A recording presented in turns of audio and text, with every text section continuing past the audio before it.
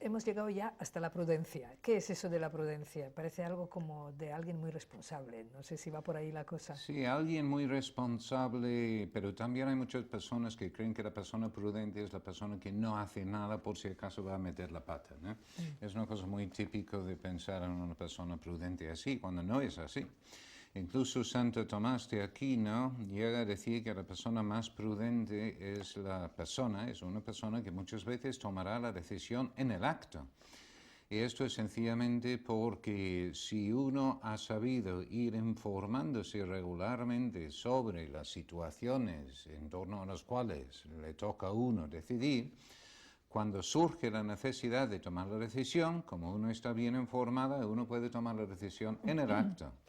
Pero también Santo Tomás dice, no, pero también hay circunstancias en que no es posible disponer de la información adecuada para tomar la decisión, y la prudencia también ayuda a la persona de reconocer que no es momento bueno para tomar la decisión correspondiente. Bueno, ya se ve por lo que he contestado hasta ahora que la prudencia tiene que ver con tomas de decisión. Pero vamos a dar una definición, una descripción operativa de la persona prudente, que sería una persona que en su trabajo y en las relaciones con los demás recoge una información que enjuicia de acuerdo con criterios rectos y verdaderos, pondera las consecuencias favorables y desfavorables para él y para los demás antes de tomar una decisión, y luego actúa o deja de actuar de acuerdo con lo decidido. Lo pongo un poco en limpio, porque con las definiciones la verdad es que al final pues quedan un poco complejos. Tenemos una primera idea aquí en esta definición, y esto es que se trata de saber informarse respecto a cualquier tipo de objeto de estudio, saber informarse. Y no solo informarse, sino informarse bien. Sí, saber a dónde. No solo dónde, sino otras cosas que podemos comentar en un momento. Luego, habiéndose informado sobre la situación, se trata de pensar en qué criterios voy a utilizar para enjuiciar la información que he recogido. Este es el segundo aspecto de la definición. En tercer lugar, es de saber relacionar los criterios con la información recogida, de tal manera que ahora puedo tomar mi postura personal respecto a este tema. Esto es capacidad crítica.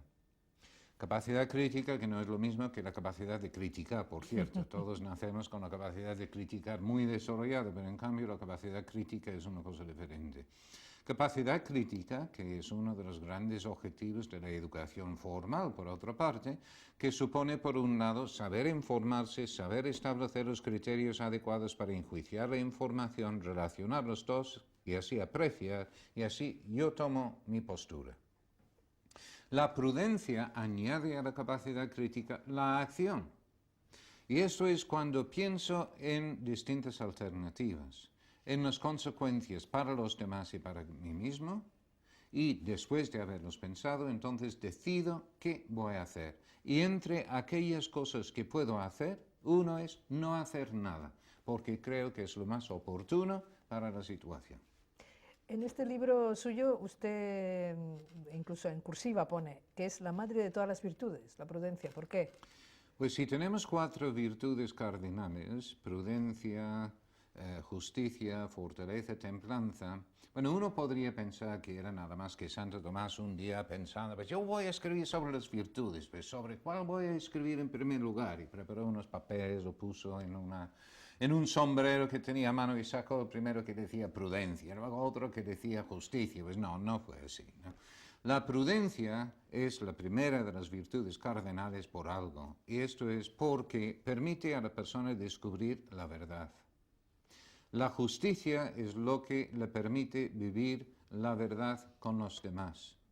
Y si fuésemos totalmente buenos ya no haría falta más virtudes, pero como no lo somos, hace falta la fortaleza para saber enfrentarnos con las influencias negativas que encontramos en el camino hacia la verdad, y luego la templanza para ordenar lo que tenemos desordenado dentro de nuestras tendencias básicas, que también nos impide ver la verdad o el bien. Por eso la prudencia pues está ahí, la madre de las virtudes, pero también en otro sentido. Y esto es que si recordamos que el mismo sentido de virtud significa justo medio, por tanto puede haber vicios por ser lo contrario o también por ser un exceso de lo mismo, ¿cómo logramos vivir todas las virtudes en su justo medio? Porque están gobernados por la prudencia, que los mantiene en lo justo, ni por arriba ni por abajo, en donde tiene que estar. Por eso también la prudencia está detrás de todas las demás virtudes. ¿Y qué capacidades hay que desarrollar en los hijos para que al final sean prudentes? Ahí hay distintos tipos de capacidades y si empezamos en las capacidades para informarse, que es la primera parte de la virtud, pues veremos que son unas capacidades absolutamente básicas, la capacidad de comprensión lectora, la capacidad de observar, la capacidad de escuchar. También tenemos el tacto, ¿verdad? Y también tenemos el olfato, pero que son habitualmente menos importantes para informarnos sobre determinadas situaciones y tomar decisiones, ¿no? Uno dice, pues el olfato, ¿para qué sirve? Saber si se ha quemado la comida, ¿no? O en todo caso para detectar unas zapatillas de un hijo adolescente, ¿no? Pero vamos, cosas de este tipo, pero no para saber si ha estudiado matemáticas o si tiene problemas con los amigos o cosas de este tipo. Bueno, bien, entonces, si pensamos en la comprensión lectora, nada más que leyendo, los chicos pueden informarse sobre muchas cosas en la vida, mediante la lectura, que nunca va a ser superado con otros medios y técnicas, en mi opinión. La lectura es la lectura que permite reflexionar sobre el mismo contenido, algo que la pantalla, por ejemplo, escasamente permite hacer. En cambio, la hoja, la página, pues permite leer, pensar, volver a verlo, luego seguir adelante, volver atrás, tener algo en las manos, subrayarlo. Y esto es algo que luego permite lo que uno puede llamar una lectura comprensiva. Si yo empiezo con mis hijos desde pequeño el hábito de la lectura, entonces lo más probable es que van a seguir leyendo. El problema está en el momento cuando todavía tienen dificultades técnicas de velocidad para hacerse con el contenido de lo que están leyendo. Entonces se aburren. Pero si uno establece en estos momentos, 6, 7, 8 años, un momento del día, cuando uno mismo está haciendo algo en casa y uno dice en este mismo momento que lee mi hijo. Entonces, que la madre de familia pues friega por la noche o lo que sea, está ahí 20 minutos. Pues mira, tu hijo 20 minutos aquí leyendo. Y todos los días son 20 minutos. O mientras papá está haciendo lo que sea todos los días, pues ya van a base de la repetición adquiriendo el hábito de la lectura. Y una vez dominado, superado un momento de la dificultad mecánica, es cuando ya empiezan a leer de verdad. La lectura, por una parte, entonces me permite informarme sobre muchas cosas en la vida. Dentro de la lectura, pues también tenemos el tema de las lenguas, que progresivamente es más y más importante, pues saber inglés, incluso algún otro tipo de idioma extranjero, porque pues ya me permite informarme progresivamente más y más y ser prudente, si no, no puedo informarme adecuadamente. La capacidad de observación. La capacidad de observación para las situaciones de relación humana es especialmente relevante. Si yo no me fijo en las cosas, no sé si una persona se ha enfadado, está contento, está aburrido, no, que hay una tensión entre dos personas. Para reconocer lo que sucede en una situación determinada de relación humana y así luego actuar prudentemente, necesito desarrollar la observación. La capacidad de observación tiene varias dificultades, voy a mencionar uno nada más, y esto es que es más subjetivo que lo que uno cree. Uno dice, no, yo lo he visto, pues es así, pero luego uno comenta con otra persona que ha visto lo mismo y lo ha visto de una manera totalmente diferente. Es curiosísimo, ¿no?, cómo esto sucede. De hecho, recuerdo cuando estaba dando clases en un colegio en Inglaterra que había un profesor que quería mostrar esto a los alumnos y lo que hacía era de pedir a un compañero que entrase en su clase con un revólver, disparaba 2 veces, él se caía al suelo y inmediatamente entonces se levantó y entonces dijo a los alumnos, quiero que todos ustedes escriben exactamente lo que han visto. Y así redactaron unos diciendo que el profesor había entrado corriendo, otros despacio, había disparado 2 veces, 3 veces, había caído al suelo después del primer tiro, se había quedado de pie, incluso, vamos, distintas cosas, y todo por vía de la observación. Y con esto, este profesor logró indicar a los alumnos cómo la observación, de hecho, es una capacidad bastante subjetiva. Bueno, yo sé de este tema porque yo era el compañero que tuve que entrar con el revólver. Bueno, no lo recomiendo como un ejercicio a realizar en todos los sitios, ¿verdad? Es para mostrar que el problema de la observación es que es difícil quedarse alejado de las interpretaciones. Yo veo a una persona y luego comento con un amigo mío, oye, vi a Juan el otro día, estaba cansadísimo. No estaba cansado. Lo que pasa es que no había dormido porque había estado atendiendo a su abuelo la noche anterior y por tanto pues tenía todo esto medio cerrado, negro y esto arrugado, ¿no? Entonces uno dice, pues estaba... No, no era eso, era otra cosa, pero uno ha interpretado lo visto. Y luego por último la capacidad de escuchar. Pues la capacidad de escuchar es una cosa que uno necesita ayudar a los hijos a desarrollar, aparte de que muchas veces en uno mismo también. Cuando yo sigue siendo inglés, que ya no lo soy, ya soy español, por eso pues ya puedo meterme a gusto con los españoles también, porque siendo español pues ya está permitido. Pues uno decía, pues en esta capacidad de escuchar, hombre, yo creo que los españoles podríamos mejorar un poquito. A veces, pues, uno está con ingleses y con los ingleses, pues uno opina, los otros le escuchan atentamente y luego otro opina, matiza su opinión, el otro matiza. Pues, así sigue la conversación varias horas y al final uno piensa, pues, qué barbaridad. Todo esto ha sido absolutamente fascinante, pero la verdad es que no tengo ni idea de lo que piensan estas personas de este tema. Pero en cambio aquí en España, ¿qué sucede? Pues después de medio minuto uno sabe perfectamente lo que piensa el otro y luego no hay forma de convencerle de absolutamente nada. Pues, igual es un poco exagerado, pero no del todo, ¿no? Saber escuchar es saber repetir lo que ha dicho la otra persona cuando ha terminado.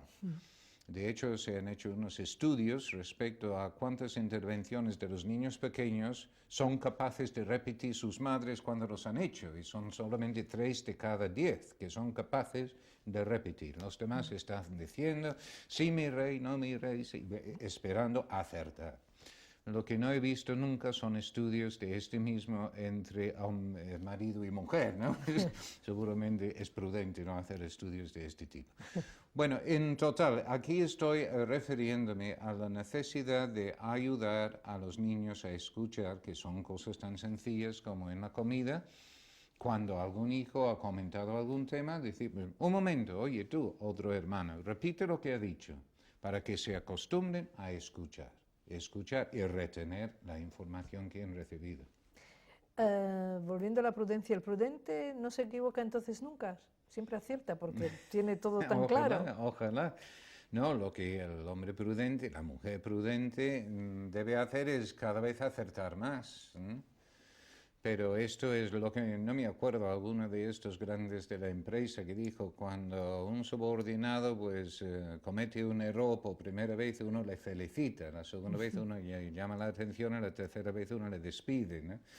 Pues tomar decisiones al desarrollar la prudencia uno debe de ir acertando cada vez mejor, ¿no? Que no significa que uno va a acertar siempre, pero debe de tener más posibilidades de acertar que la persona que no ha desarrollado la prudencia. Pero no es solamente estas 3 capacidades que hemos comentado, que son capacidades básicas para recabar información. Pero luego hay capacidades para informarse bien. Y esto ya es otra cosa. Si quiere, comentamos alguna de ellas. Una cuestión es no tener prejuicios, o por lo menos conocer los prejuicios para que luego la información que uno va recogiendo pues no sea sesgado, que no sea parcial. Y prejuicios tenemos todos. No le voy a preguntar cuáles son sus prejuicios personales aquí, delante de las cámaras, pero todos los tenemos. Y pueden ser prejuicios contra la gente alta, la gente baja, la gente con bigote, la gente que llevan, los hombres que llevan anillo, que puede ser lo que sea, o por nacionalidades, ¿no? Y ahí salen, de hecho, muchas de las anécdotas de las personas que viven en distintas partes del país, ¿no? Pues este es, ¿no? Y uno sabe exactamente lo que uno quiere decir. Por prudencia no voy a citar ningún tipo de ejemplo aquí tampoco, ¿no? Pero los prejuicios que uno puede tener son bastante claros y si yo quiero informarme adecuadamente respecto a una determinada situación, tengo que pensar en quiénes son las personas que me pueden ofrecer una información adecuada. Otro problema es de distinguir entre lo que es importante y lo que es secundario, entre hechos y opiniones. Yo respecto a la vida familiar puedo estar fijándome constantemente en cómo van vestidos mis hijos. Y en cambio no me fijo en sus sentimientos, no me fijo en sus pensamientos, únicamente me fijo en que si llevan los zapatos limpios o si... Entonces tengo que pensar qué es importante. Y yo ya he dicho en otra ocasión que lo importante en la familia para mí es cualquier cosa que pueda influir de una manera significativa, positiva o negativamente en los valores familiares. Entonces ahí es donde uno tiene que pensar. Cuando yo me informo, ¿sobre qué temas me estoy informando? ¿Sobre lo que es realmente adecuado para mis valores familiares o son cosas insustanciales que no tienen más importancia o son realmente de tan poca importancia? Otra cuestión es de distinguir entre los hechos y las opiniones. Necesito intentar buscar los hechos. De hecho, al preguntar a las personas para pedir información, casi siempre empiezan dando su opinión. Esto es lo natural, de dar la opinión. Para saber cuáles son los hechos, uno tiene que preguntar después en qué te basas para decir esto. Entonces el niño viene del colegio y dice, ese profesor que no hay quien puede con él, su opinión. ¿En qué te basas para decir eso? Nunca te deja ni respirar. Vamos a ver, concreta un poco más. ¿Qué quieres decir por no te deja respirar? Y al final resulta que en una ocasión, en una clase, justo cuando este se había puesto a dormir por no sé qué, no le llamó la atención. Y como consecuencia de esto, pues ya ha hecho esta interpretación generalizada. También hay que ayudar a los hijos, por tanto, a distinguir entre hechos y opiniones. Reconocer la fiabilidad de las fuentes de información. Hay una tendencia de creer todo lo que uno lee y uno tiende a creer más lo leído que lo observado o lo escuchado. Hay algo como permanente ahí en la letra escrita. El afecto de la letra escrita es muy grande. Un pequeño ejercicio es de pensar en qué diferencias hay entre recibir una carta o recibir una llamada telefónica de una misma persona, que son dos dinámicas totalmente distintas. Puede ser muy divertido la llamada telefónica, pero se olvida, en cambio, la carta, uno lo lee pausadamente y uno vuelve a leerlo entre líneas, compartirlo con otra persona, volver. Entonces es una dinámica totalmente distinta. Para mostrar también la influencia de la letra escrita, el autor famoso británico Charles Dickens pues, escribió la mayoría de sus novelas en episodios para publicar en una revista. Pues una de las novelas es La pequeña Dorrit, y en La pequeña Dorrit es la historia de una niña enfermiza que se va haciendo progresivamente más enferma durante la historia. Su padre, pues, lo que tenía se quiebra, entonces tiene que huir, entonces los acreedores se van acercando, ellos se van huyendo, la niña se va poniendo más y más enferma, pero luego muere un pariente distante que les deja un dinero que va a permitir que ella reciba la atención médica necesaria, que va a sacar al padre de la quiebra, que todo va a quedar perfecto, pero los acreedores se están acercando, ella se está poniendo enferma, pero se van acercando los otros abogados con el dinero. ¿Qué va a llegar primero? Pues cuentan, que parece que es cierto, que cuando llegó el último episodio de esta novela a los Estados Unidos, había una muchedumbre esperando en el muelle. Y obligaron al capitán a salir para contarles cómo había terminado la historia. Él gritó desde arriba, ¡ha muerto! Y todo el mundo ahí en el muelle empezó a llorar a moco tendido. Ahí el presidente de los Estados Unidos dijo que ese día no consiguió prestar atención a lo que hacía. La influencia de la letra escrita, ¿no? Entonces aquí estamos hablando de reconocer la fiabilidad de las fuentes de información. Uno tiende a creer lo que hay en un libro o en la prensa. Y en un libro, si es un libro de texto, todavía más. Y hay errores en los libros de texto, pero también hay errores por ausencia de información también. También entonces en las fuentes de información, y también informarse bien también significa recordar, memorizar.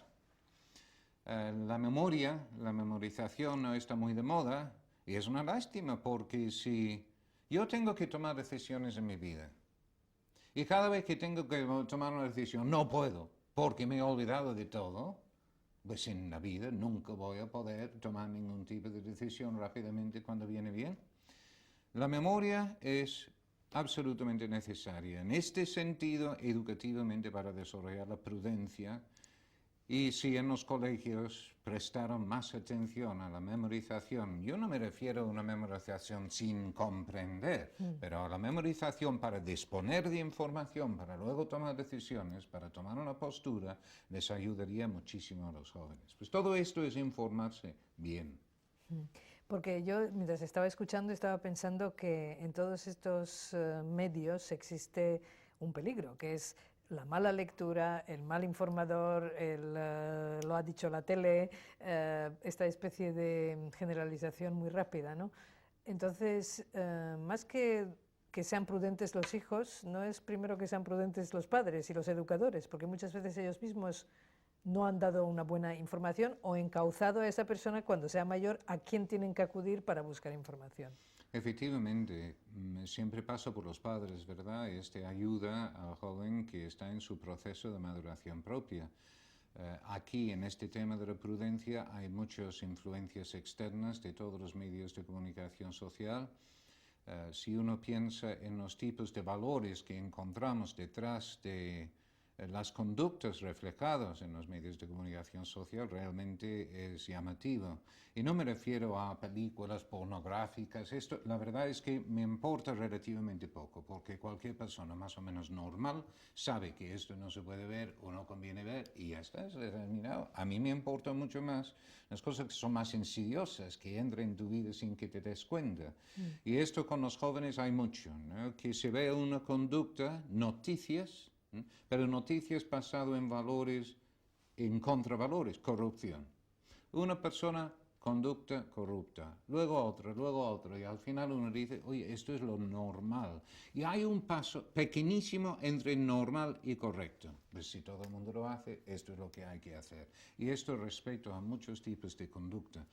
La influencia en ese sentido es muy grande y es precisamente la prudencia, por un lado, que ayuda al joven a enfrentarse con estas influencias y luego también lo que necesita es la fortaleza para luego decir que no o decir que sí y seguir su camino.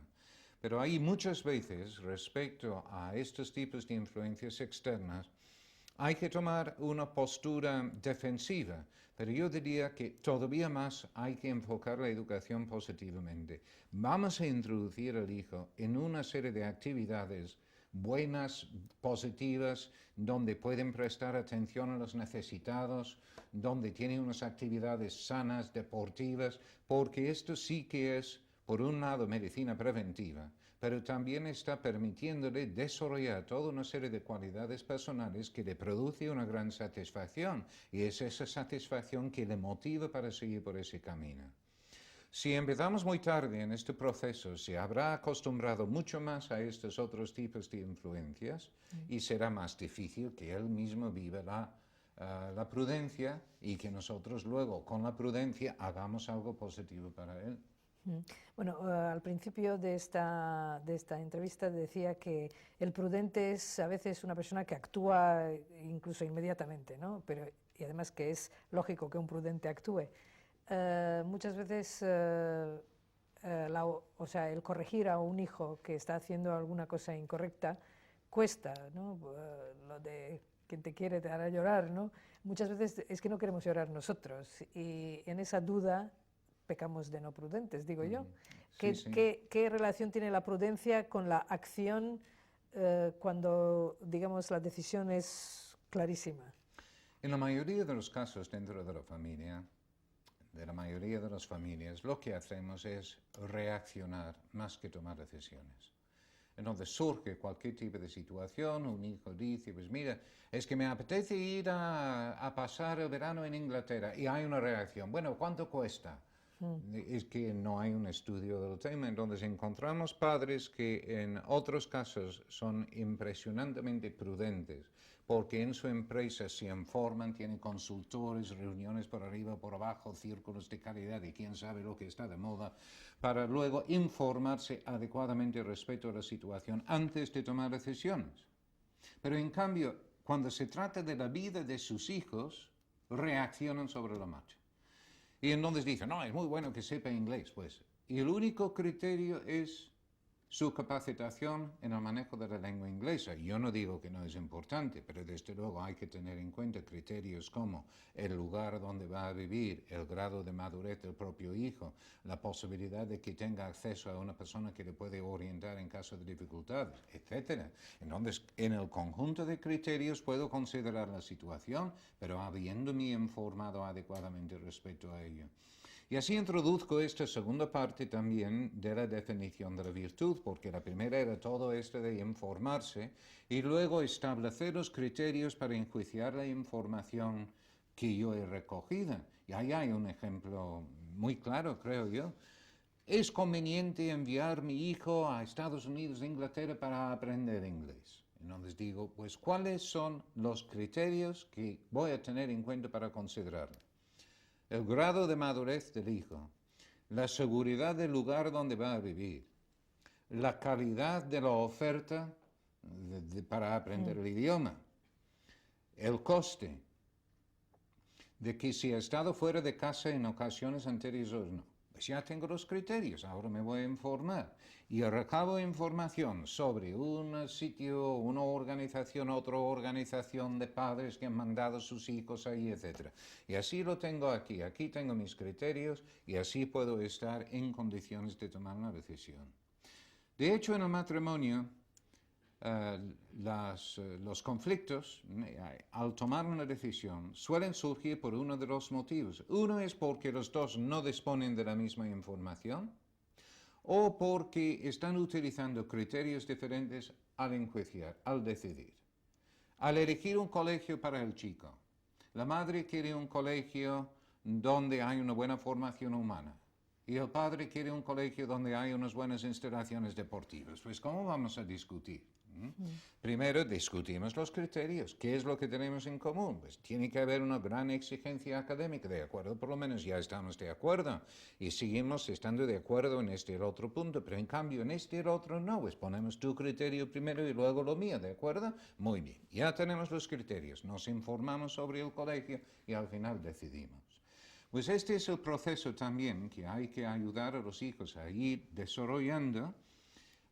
Y no hay tanta diferencia en el proceso entre los niños pequeños que los mayores, porque puede parecer que como es una capacidad o una virtud muy intelectual, que únicamente sirve para los mayores. Pero no, es sencillamente que las situaciones que va a enjuiciar al niño pequeño tienen que ser más simples. Él puede decidir lo que le parece que es un regalo de Reyes más adecuado. Donde decimos, ¿cuáles son los criterios? Que no cueste demasiado dinero, que no se rompe fácilmente, que no tenga pilas y que lo puede usar también otro hermano. Tendríamos nosotros que colocar ese criterio, ¿no? Ya tenemos los criterios, vamos a estudiar las ofertas. Aquí está el catálogo, pues mire, este cómo va, este cómo va. Y al final, pues parece que uno de estos pues, sería el más adecuado. Y ha seguido todos los pasos necesarios para la capacidad crítica. A partir de ahí viene la acción.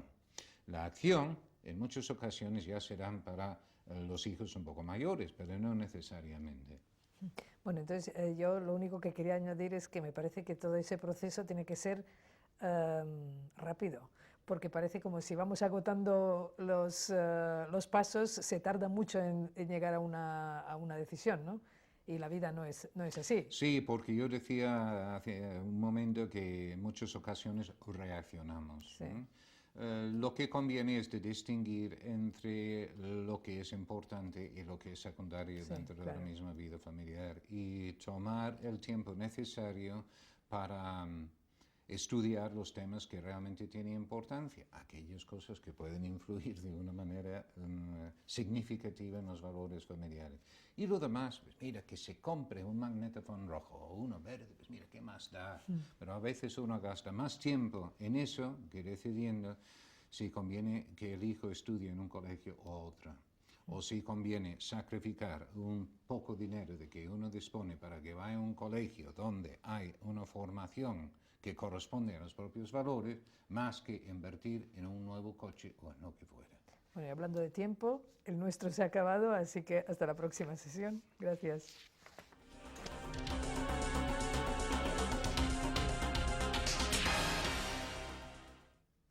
Si preguntáramos a alguien qué es ser comprensivo, seguro que todo el mundo tendría una definición, pero supongo que existe una correcta y oficial. ¿Cuál es? No, correcto y oficial yo no sé si es, pero es lo que yo entiendo por comprensión, que es buena manera de comenzar para luego entendernos, ¿verdad?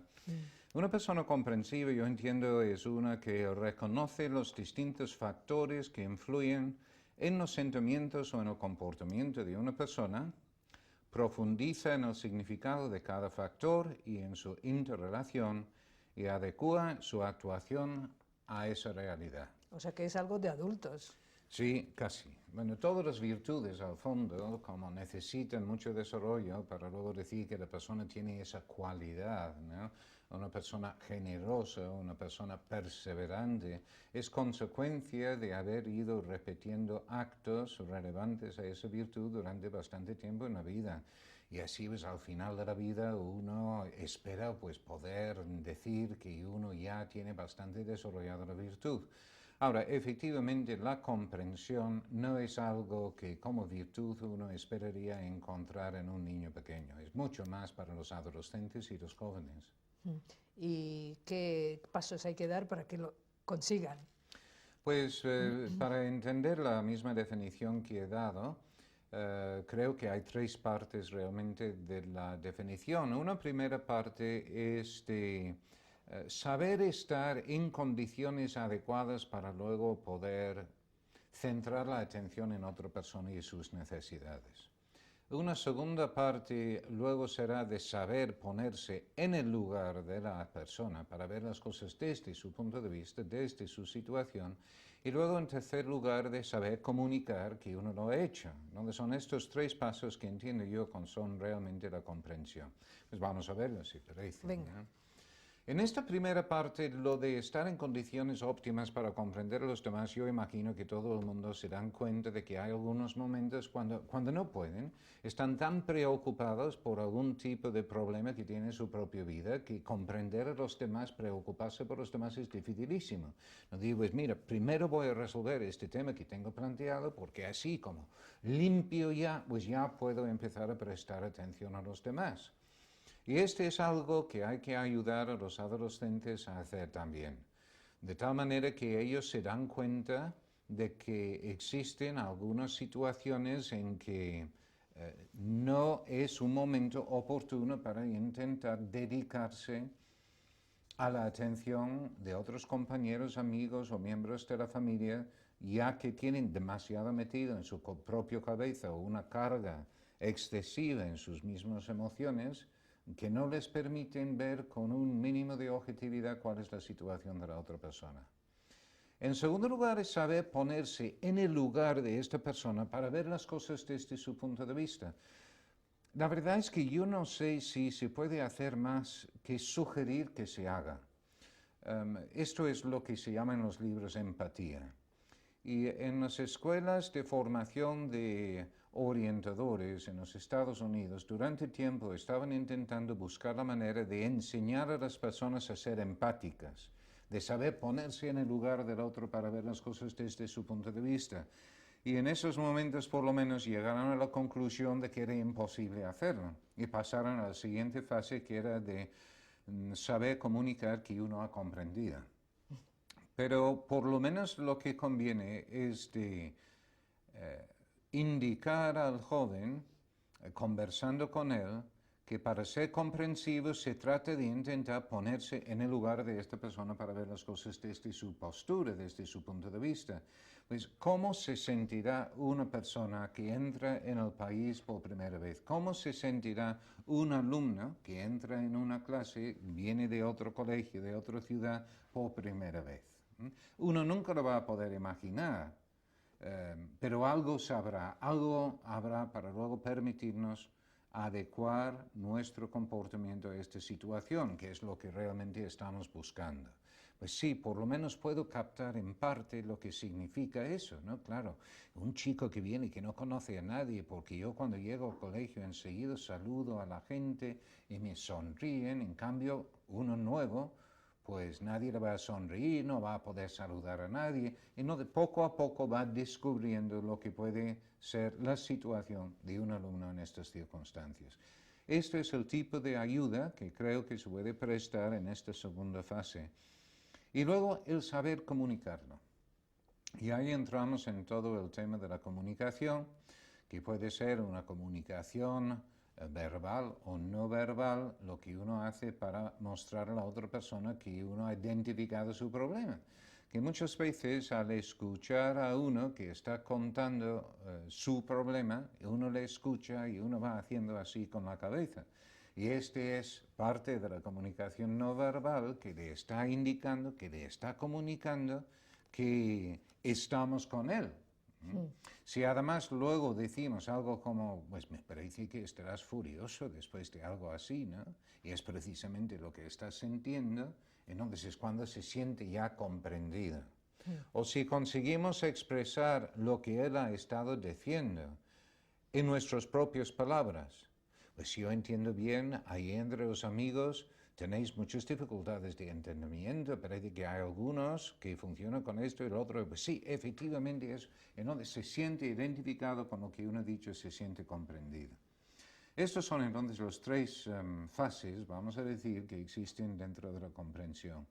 Pero una vez que uno ha sabido quitarse estos problemas para atender al otro, en segundo lugar, captar cuál es su situación y luego comunicarlo, luego uno tiene que adecuar el propio comportamiento de esta situación. Esto no es nada fácil, ¿eh? Vamos a imaginar, ya como padres, ¿no? Nos damos cuenta de que el chico está triste. Bueno, si el chico está triste, comprensión, ¿qué significa? Podríamos quedar con la tristeza y decir, hay que alegrarle. Darle 1000 pesetas para ir a tomar. Esto es comprender. Posiblemente y posiblemente no. Porque si empezamos a indagar preguntando, ¿por qué está triste? Puede ser porque ha suspendido el examen. Puede ser porque estaba copiando en el examen y el profesor le ha cogido. Puede ser que se ha dado cuenta que debe haber estudiado más para el examen. Puede ser que ha estudiado mucho para el examen y luego le ha salido mal. Y todas estas situaciones producen un estado de tristeza manifiesta, pero desde luego la comprensión requiere una conducta mía diferente. Si estaba copiando y le han cogido, seguramente le voy a decir, pues lo has merecido. Seguramente si se ha esforzado mucho y ahora está triste porque le salió mal, no le voy a animar, decir, no te preocupes, seguro que te sale bien la próxima vez. Y en otra situación lo mejor que puedo hacer posiblemente es no decir nada. Entonces, según lo que es la situación, lo que hay detrás, va a reclamar una actuación de un tipo o de otro. En esto hay cosas muy divertidas también, ¿no? Porque un señor que ha tenido un día horrible en la oficina, que ha perdido un buen cliente también, pues unos papeles han desaparecido, su jefe le ha llamado la atención delante de la secretaria, vuelve a casa en coche, está lloviendo y tiene un pinchazo. Pues ¿cree usted que este es un momento cuando llega a casa que va a estar en una situación óptima de comunicar positivamente con su mujer? Bueno, evidentemente no. Y en cambio, lo que suele hacer este señor cuando llega a casa es gritar a su mujer. No tenía nada contra ella, pero como el jefe le ha gritado, pues no le grita a la mujer. Y la mujer, ¿qué hace? Pues grita al hijo mayor. Y el hijo mayor, ¿qué hace? Pues grita al mediano. Y el mediano, ¿qué hace? Se mete con el pequeño. El pequeño, ¿qué hace? Ya no tiene más hermanos. Le da una patada al perro. Eso es lo que se llama agresividad desplazada. Y es curioso, en una familia numerosa, si algo malo pasa con el hermano mayor, no se sabe cómo, pero termina llorando el bebé. Bueno, agresividad desplazada es comprender también. Entonces, ¿por qué ha venido a casa y por qué está gritando? ¿Está enfadado con nosotros? ¿Está enfadado con otro diferente? Todo esto es la comprensión. Por eso estamos diciendo, primero yo tengo que tener un poco de tranquilidad respecto a mi propia vida para prestar atención. Pero al prestar atención al otro, tengo que indagar más que lo que oigo, de lo que veo. Tengo que ir más atrás para ponerme en su situación para ver las cosas. Y luego tengo que aprender a comunicar que efectivamente he sabido hacerlo. Con los más jóvenes, quizá el problema está en que muchas veces sí comprendemos a la persona, pero no estamos de acuerdo con la acción que está detrás. Y entonces cuando corregimos esa acción, dice, es que tú no me comprendes. Entonces un poco cómo hacerles ver que una cosa es la comprensión de los motivos y otra es la comprensión del hecho. Efectivamente, ¿no? Aunque con los adolescentes, no sé quién lo dijo, pero dice el adolescente a su madre, tú no me comprendes, y ella le contesta, pero ¿cómo te voy a comprender si ni siquiera tú te comprendes a ti mismo?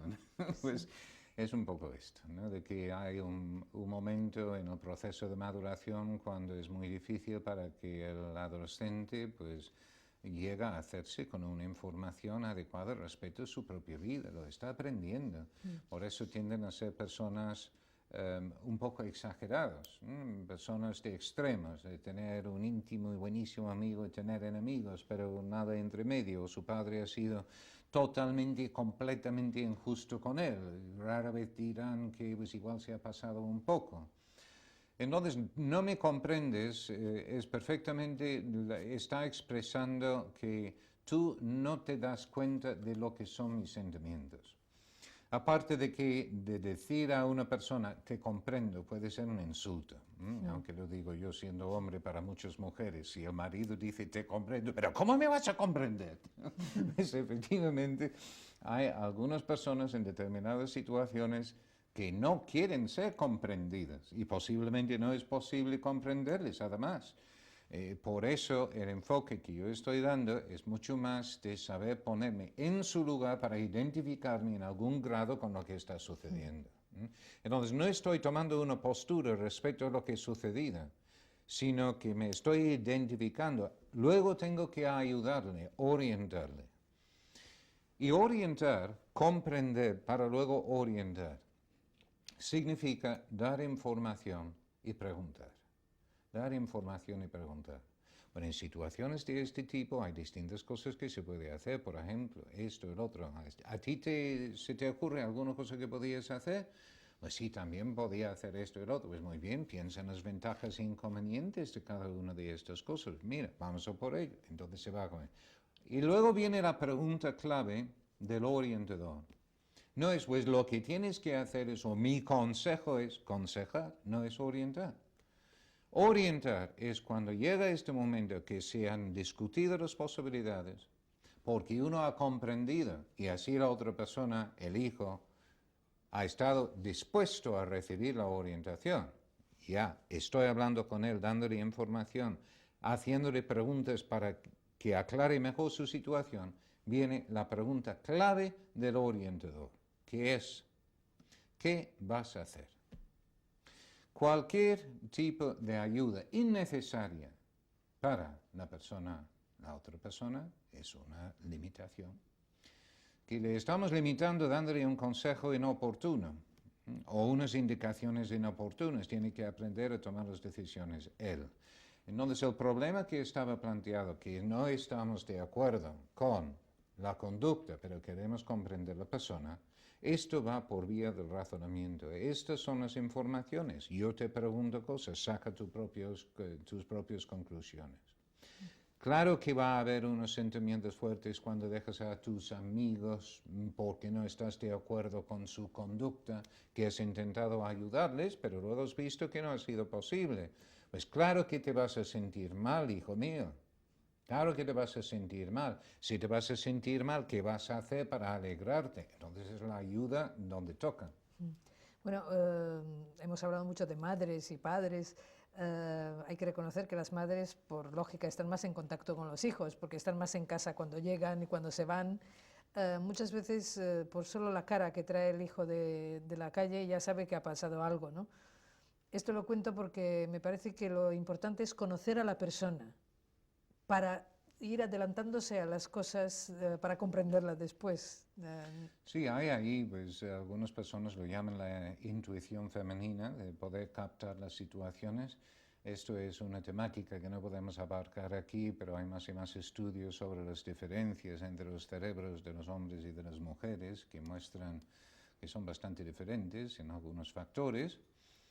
Uno de ellos es que parece que el corpus callosum, lo que une los dos lados del cerebro en las mujeres, es algo más grueso que en los hombres, y vamos, este es el hecho biológico, pero luego viene la interpretación libre, que algunos dicen, pues esto es como si la mujer tuviese una autopista en los dos lados del cerebro y así pues toda la información está fluyendo, ching, y entonces capta con un golpe cuál es la situación, la intuición. Pero en cambio, como dispone de tanta información, habitualmente la mujer tiene más problemas de tomar decisiones, que es la investigación parece mostrar este hecho.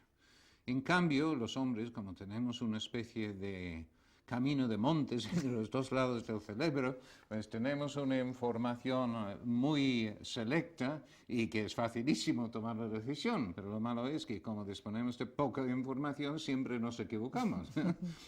Entonces, pues hay una gran solución en el matrimonio, que es los hombres evidentemente debemos de tomar las decisiones, pero siguiendo la intuición de nuestras mujeres, y con esto pues ya resolvemos el tema. Bueno, volviendo, espero que se han visto la diferencia entre el hecho biológico y las interpretaciones libres de lo mismo. Bueno, bien, aquí estaba comentando este tema de que la madre, efectivamente, si es ella quien recibe al hijo. Sí, vamos a suponer eso. Los tiempos ya Están han cambiado cambiando, muchos, sí. mucho, y ahora con bastante frecuencia son los hijos que reciben a sus padres, que es otro tipo de diferencia muy fuerte dentro de la misma situación familiar. No es lo mismo. Pero si yo soy protagonista, la persona que recibe al otro efectivamente, puedo fijar y conocer de tal manera que es posible prevenir o conocer con un golpe de vista lo que está sucediendo. Y no hablamos para allí, porque no es el momento, pero todo el tema de la comunicación no verbal, los gestos, los ojos dicen muchísimo. En el tema de la drogadicción, hay personas que luego dicen, pero ¿cómo es posible que estos padres no se han dado cuenta de que su hijo se estaba drogando? Yo no soy especialista en este tema, pero he hablado con especialistas que luego me dicen que el drogadicto, simultáneamente con su adicción, va desarrollando una capacidad de engañar impresionante. Y una de las pocas maneras que se puede detectar que se está drogando es precisamente por los ojos.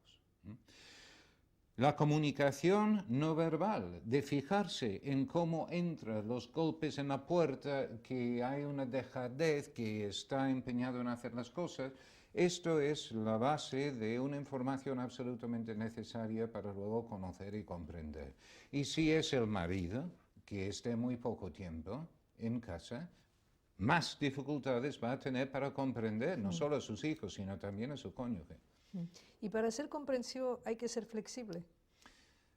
Sí, en el sentido de que yo puedo aprender a comprender a una persona porque lo voy conociendo, porque habitualmente reacciona de esta manera en estas situaciones. Entonces, pues ya no sé, entre los cónyuges, bueno, una relación conyugal sólida, uno termina en esa situación.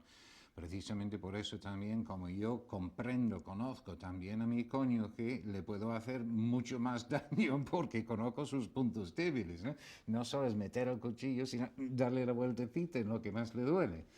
Bueno, pero aparte de esto, también digo que cuando la comprensión, que es comprender a distintas personas, si las personas son diferentes como son, requiere la flexibilidad para adaptarme a la situación de cada uno de ellos.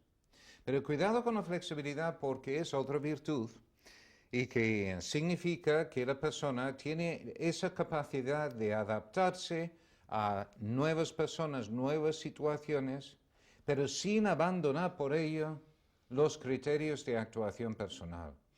Muchas veces se cree que la flexibilidad es dejarse llevar por cualquier tipo de impulso. Relativismo puro. Eso no es flexibilidad. Flexibilidad es saber adaptarse a las personas, a las situaciones, pero sin olvidarse de los criterios de actuación O sea, personal. firmeza y flexibilidad son compatibles. Exactamente. No la terquedad, pero la firmeza sí. La firmeza en lo que yo sé es la verdad. Otra manera es cómo trato la verdad con otros. Entonces, ¿cómo podemos educar a nuestros hijos en la flexibilidad, pero sin caer en la permisividad? Pues inicialmente enseñándoles a tener criterio en la vida, que es información. Entonces, a veces uno está buscando como nuevos trucos, nuevas estrategias en la educación, pero las personas siguen siendo personas como en toda la vida, como en toda la historia. Y aquí lo que hace falta es ir dando información a los hijos para que vayan adquiriendo criterio. Y esto significa darles información, preguntar, recomendarles lectura, que estén con personas interesantes, que sepan escuchar, que se vayan informando, que lleguen a ser lo que podemos llamar personas de criterio. Personas que sepan decir que sí, personas que sepan decir que no. Sobre la base del criterio, entonces necesitamos desarrollar también la voluntad. La voluntad que está acoplado a la virtud de la fortaleza ya como la fuerza que produce esta voluntad de luego actuar congruentemente con lo que ha visto claro. Los criterios y luego la voluntad para luego realizar lo que uno ha visto que es necesario hacer. Esto es la base de luego poder ser flexible. Ser flexible luego significa también la comprensión, porque si fuese nada más que criterio y también fortaleza, todavía no sabrían adaptarme a la situación de cada una de las personas y circunstancias que voy a encontrar en la vida. Y ahí de hecho es donde entra también el tema de la tolerancia. La tolerancia significa que cada persona tiene el derecho a defender su verdad porque cree que es la verdad. Pero uno tiene que adaptarse a las otras personas, o reconocer su derecho en ese sentido, pero a todos. Y lamentablemente hay muchas personas en la actualidad que rechazan en nombre de la tolerancia a las personas que creemos que existen una verdad objetiva. Es decir, todo lo que no sea relativo, no hay que ser tolerante con ellos. Es curioso. Bueno, volviendo a la comprensión, aquello que decía usted que dice la madre, ¿cómo te voy a comprender si no te comprendes ni tú mismo? ¿Qué ejercicios o cómo podíamos hacer para que los hijos realmente se comprendan a sí mismos? Porque ese sí que es un problema, el que no saben quiénes son y simplemente van exigiendo cosas, ¿no? O uno mismo también. O uno mismo. Que lo que uno necesita es una serie de pequeñas pautas, ¿no? Y aunque sea hacer un poco de propaganda, vamos, en un momento. En este libro de la educación de las virtudes humanas, al final de cada uno de los capítulos, pongo 10 preguntas para que los educadores puedan reflexionar sobre el grado en que están viviendo cada una de las virtudes y también 10 más para ver en qué grado están educando a los hijos alumnos. Bueno, son pautas para ayudar a reflexionar, para llegar a autoconocerse. Esto es lo que necesita el adolescente para autoconocerse también. Necesita saber cómo está viviendo la generosidad, o si está viviendo la amistad, o si está viviendo la justicia o la laboriosidad, y para eso hace falta darle algún tipo de información. Necesita pautas para luego poder reflexionar. También es útil con los jóvenes que vayan sabiendo algo del tipo de carácter que tienen, si son personas muy emotivas o poco emotivas, si son personas que son muy activos o que no son activos, si son personas que viven muy en el presente o que son personas que sueñan con el futuro y tienen sus recuerdos. Y cualquier tipo de característica. Aquí yo he utilizado una caracterología de la SEN, un autor de los años 30, pero la verdad es que sigo pensando que es útil para una primera aproximación respecto al conocimiento del propio carácter. Pero si podemos ayudar al adolescente a conocerse respecto a su propio carácter, a ver cómo va respecto a cada una de las virtudes, ya le dirán cómo va respecto a matemáticas y lenguas sociales y no sé qué en el colegio, hombre, ya terminará teniendo una visión bastante adecuada de su propia situación. Bueno, yo creo que en la educación lo importante es ser optimista y de eso hablaremos en la próxima sesión. Muy bien.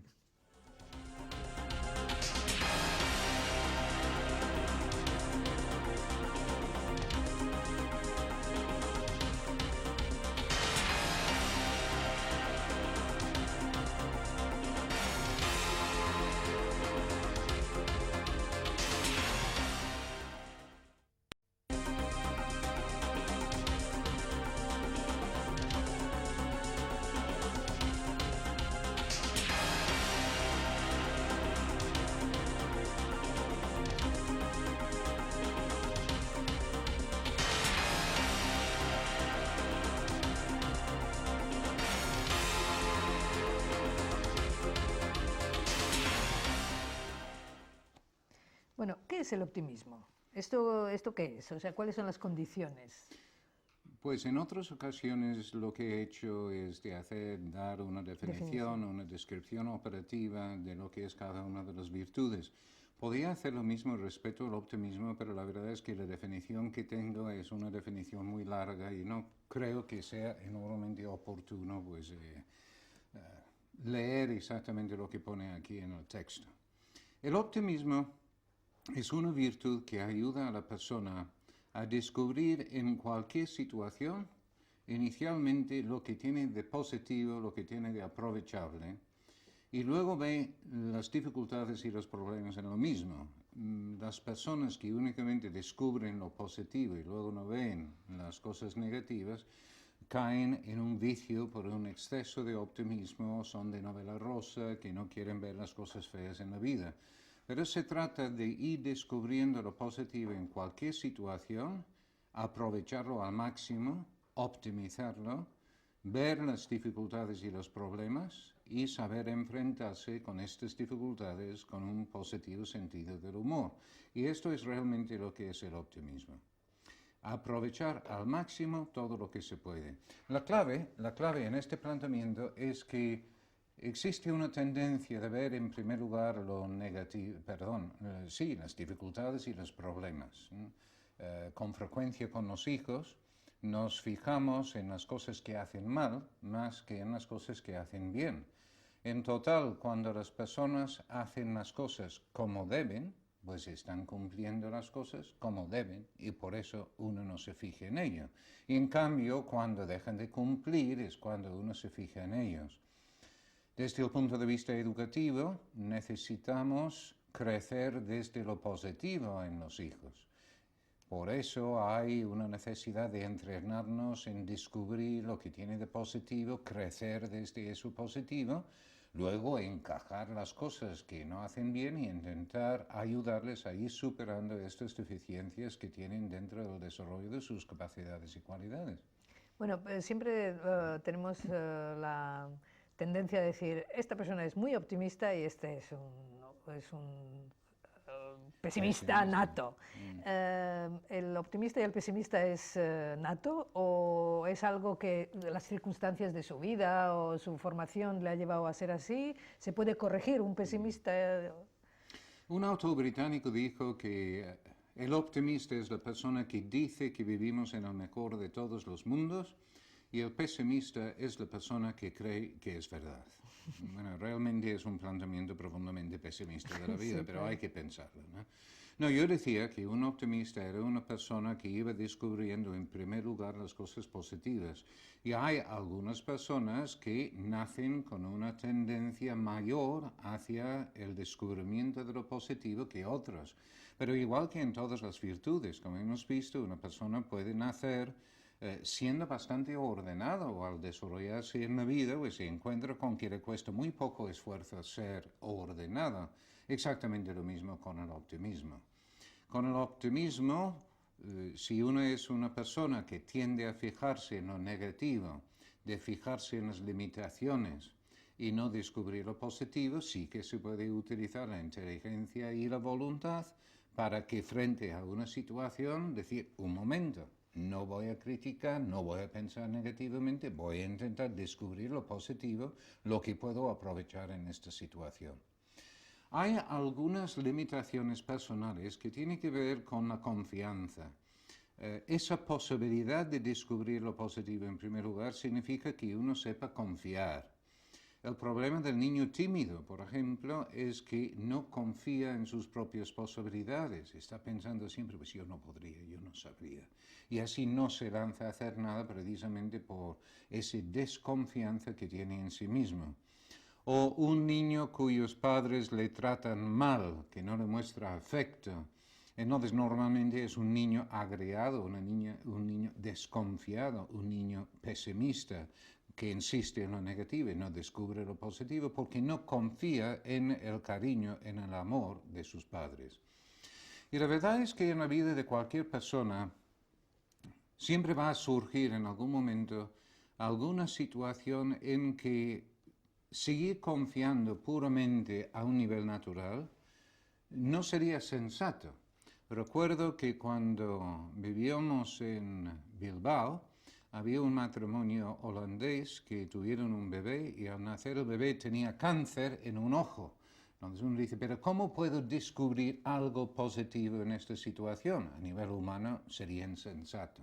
Y esto es cuando la confianza humana necesita de la fe sobrenatural que dice, pues mira, en esta situación, aunque yo no lo comprendo, todo es para bien porque Dios lo ha permitido. Entonces esto es como este optimismo pues ya enlaza con la fe sobrenatural. Pero ahí está la confianza. Y la confianza con los niños pequeños será de ayudarles a descubrir sus propias capacidades, sus propias cualidades, ponerlos en marcha, pero siempre basándose en lo positivo. A veces con los niños tímidos, por ejemplo, algunos creen que la gran solución para lograr que no sean tímidos es sacarles delante de estos que han venido de visita. Y no se atreven y es otro fracaso. Entonces, cada vez que tienen un fracaso, va apoyando más su desconfianza. Pero en cambio, si uno nota qué es lo que hace bien, pues ese algo que hace bien es donde se confía más. Vamos a intentar sacar de esto, reforzarlo y cuando ya lo tiene fortalecido en una situación donde no hay amenazas, intentar lograr que luego lo manifiesta a otras personas queridos, cercanos a él, y así pues puede ir creciendo. El optimismo entonces muy relacionado con la confianza. Y la autoconfianza también. Exactamente, confiar en uno mismo razonablemente, pero ahí podemos caer también en otro vicio que sería la ingenuidad, ¿no? De confiar tontamente, de confiar sin tener en cuenta lo que es una situación desde un punto de vista realista.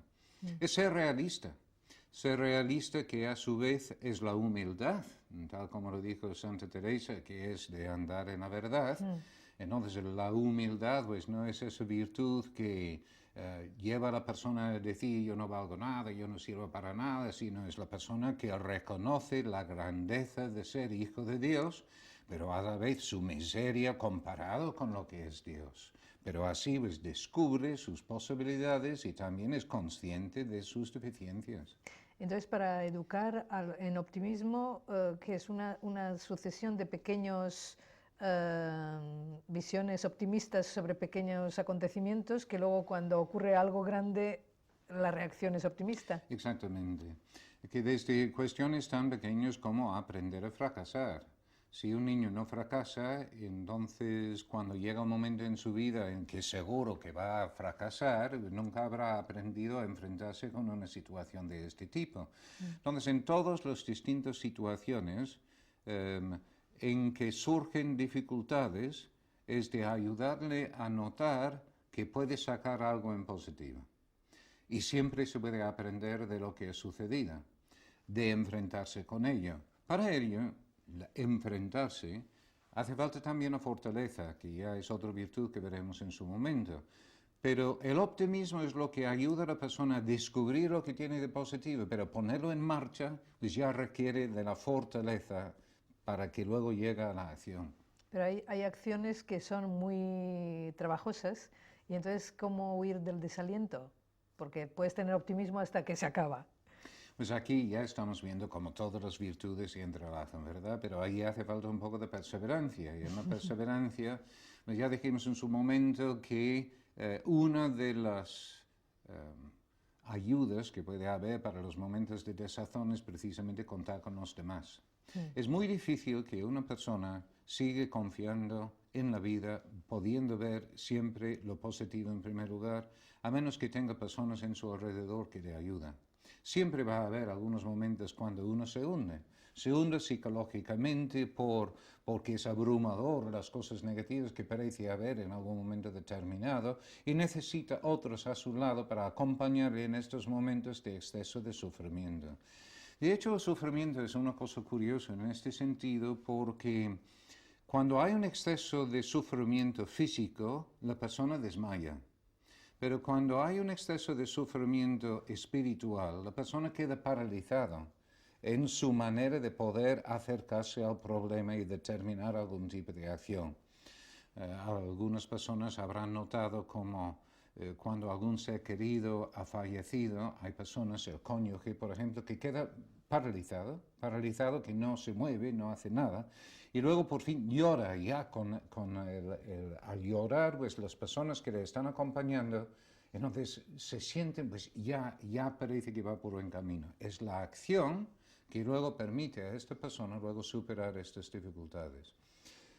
El sufrimiento, que es una de las cosas que dificultan el ser optimista, también es una ayuda a reflexionar lo que dijo Santo Tomás, y estamos citando mucho, Sí, porque sí. Santo Tomás, desde luego, Ha dicho todo. vamos, ha dicho muchísimas cosas, desde luego, pero lo que sugiere para superar los momentos de sufrimiento vale la pena tenerlo en cuenta. Por un lado dice contemplar la verdad.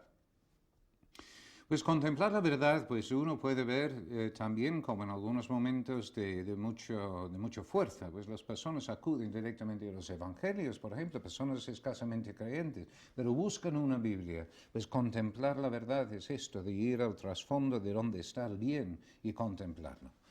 Pero también dice compartir algún placer. Donde compartir un placer, por eso están los amigos y uno sale a la montaña, uno va a hacer lo que sea, compartir algún placer. Insisto, estos son remedios para momentos de especial sufrimiento. También dice rezar, cómo no lo va a decir. Pero las últimas dos sugerencias son realmente bastante curiosas, porque en cuarto lugar dice llorar, y luego en último lugar dice tomar un baño caliente e irse a la cama. ¿Y cómo puede decir esto Santo Tomás? ¿No? Y nada más en un tratado de tipo teológico, ¿no?